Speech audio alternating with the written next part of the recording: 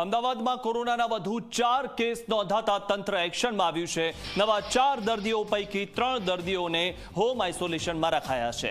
84 વર્ષીય પુરુષ દર્દી ખાનગી હોસ્પિટલમાં સારવાર હેઠળ છે, ત્યારે કોરોનાના કેસ વધતા એએમસી સંચાલિત હોસ્પિટલમાં ટેસ્ટિંગ પણ શરૂ કરી દેવામાં આવ્યા છે।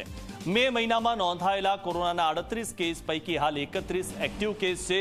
31 પૈકી 4 હોસ્પિટલમાં અને 27 હોમ આઇસોલેશનમાં સારવાર હેઠળ છે। તો હાલમાં જે રીતે કોરોનાના કેસ વધી રહ્યા છે, પણ મહત્વની વાત એ છે કે કોરોનાના કેસ વધે છે તેમાં અત્યારે જેટલા પણ દર્દીઓ છે તેમાં 27 જે દર્દીઓ છે તે હોમ આઇસોલેશનમાં છે, 31 પૈકી 4 જે દર્દીઓ છે તે હોસ્પિટલમાં છે।